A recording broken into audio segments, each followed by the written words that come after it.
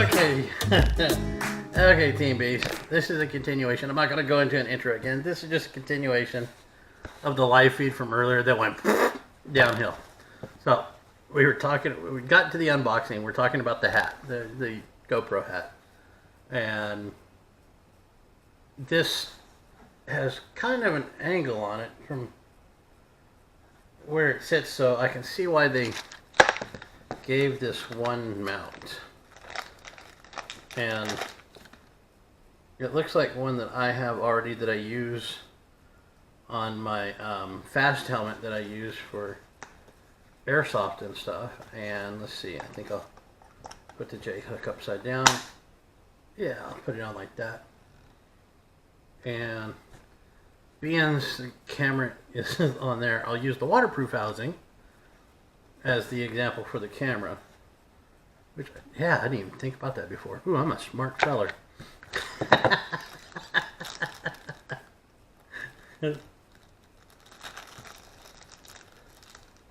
Oh, wow. And let's see.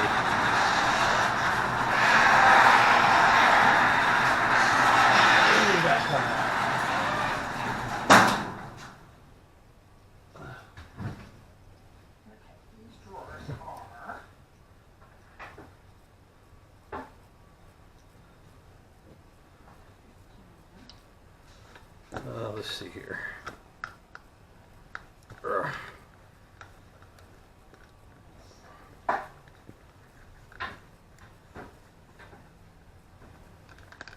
that's a tight fit.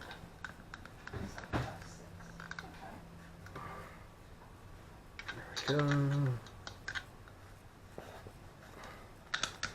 Yeah, that's a little bit of a tight fit. Come on, get in there.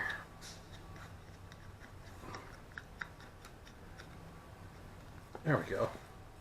I got a little nut on the screw that comes with the bolt. I don't know why. But there we go. So I can adjust the angle kind of back and forth. So I can get some kind of, in relation to the head, I can get it pretty straight, I guess. Yeah, I can get it pretty straight. So wow, good thing I don't have to put it in a waterproof housing. Unless, well, you know what though? With the waterproof housing, I could shoot in the rain. And like you were saying, Steve, I guess if I don't mind causing somebody to get motion sickness.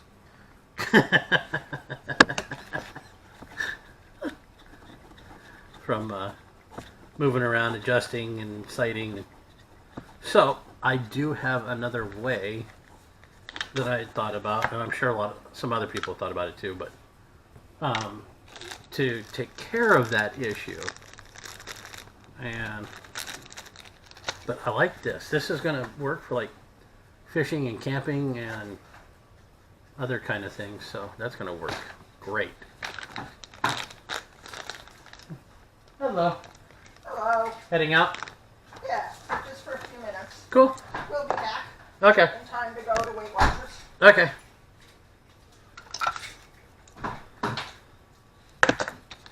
Let's see. Yeah.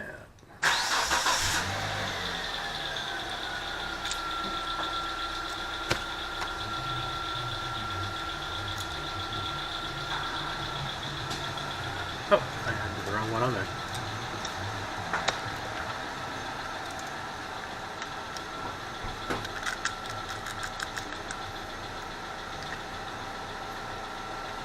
Alright, now where to put the stabilizer at? Ah, there's the stabilizer right in front of me. Ah, if it was a snake, it would have literally bit me. It was literally right in front of me, Steve. Right in front of me.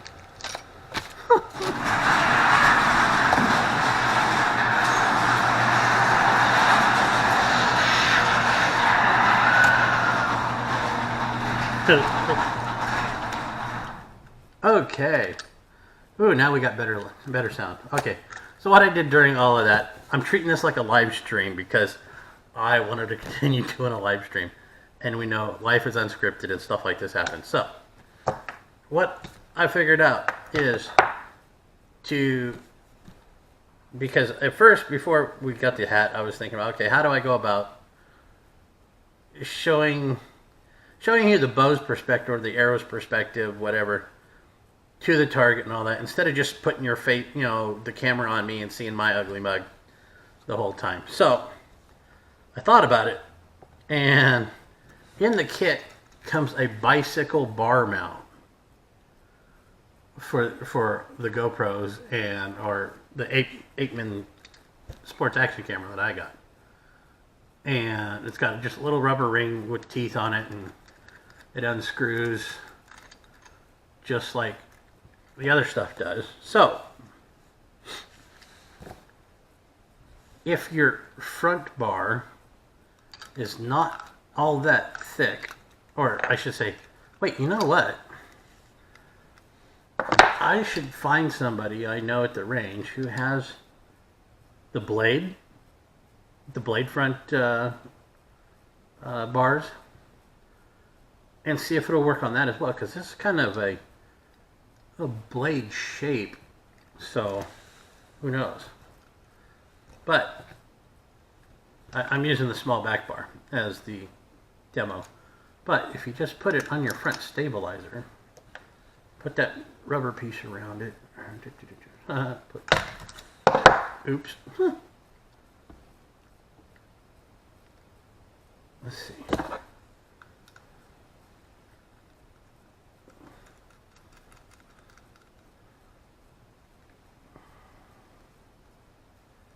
Go. Put the other screw. Ooh, almost came out. Put the other screw in.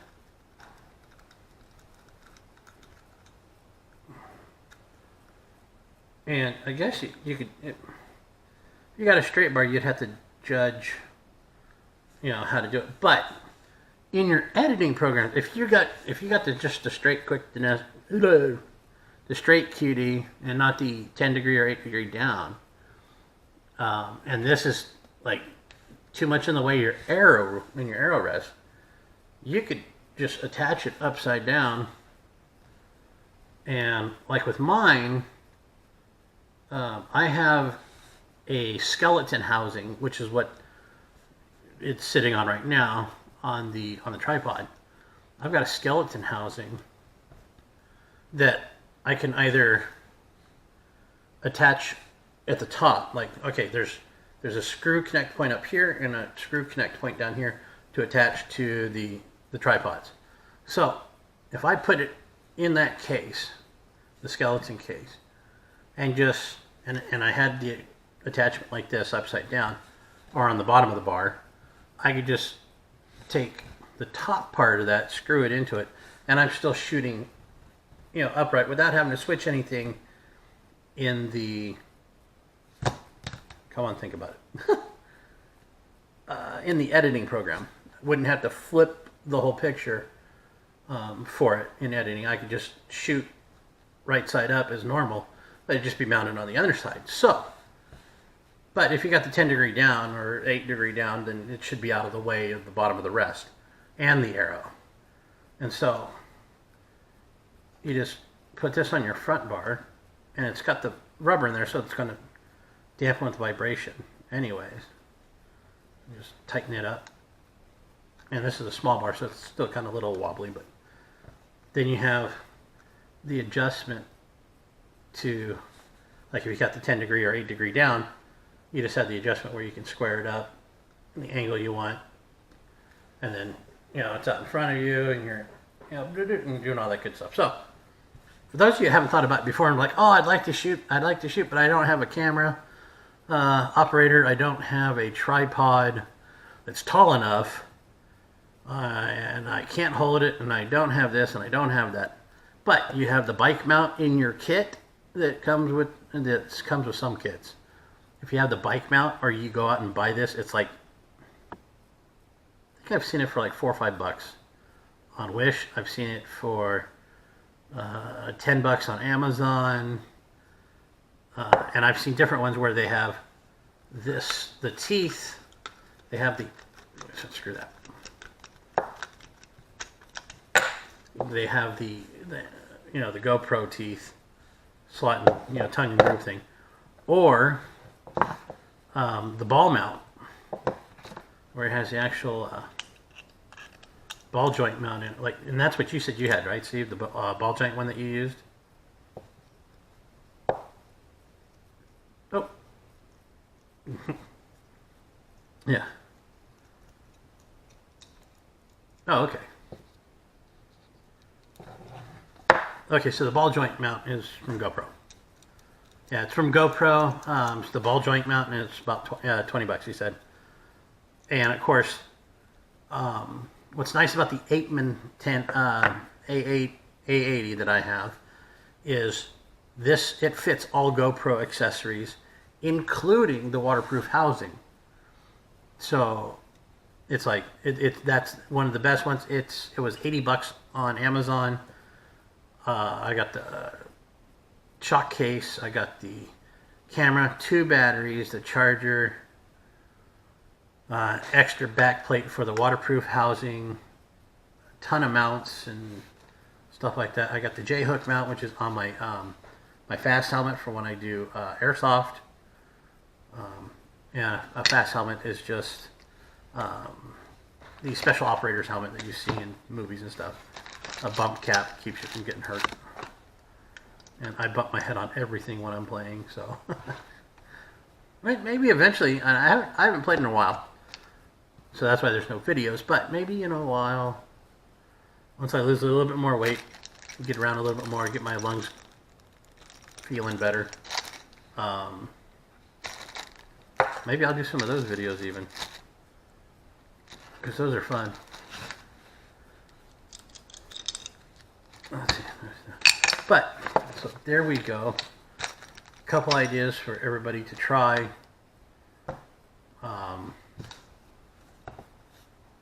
And work with for if you want to shoot, but you don't have a tripod, you don't have somebody to work it, camera for you. Put it on your stabilizer. Get the bike mount or the bar mount, whatever. Put it on the stabilizer, however you got to put it. Upside down, right side up, sideways. If you got to mess with it in your editing program, however. But then, there you go. Now you can do your shooting videos. You could even mount it, I guess you could mount it in reverse, so the camera faces you. I'll have to try that. That's what I'll do. I'll do some videos where I mount it both above. I can't do it below because I got the 10-degree quick disconnect. So probably wouldn't be able to do it below and get a good picture.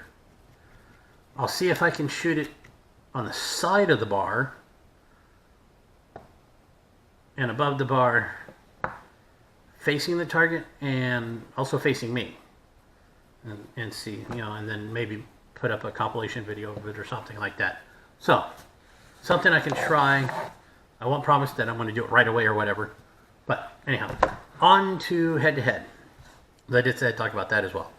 I did manage to get in one head-to-head match today, as I said earlier on the live feed, and I did pretty good, actually. I mean,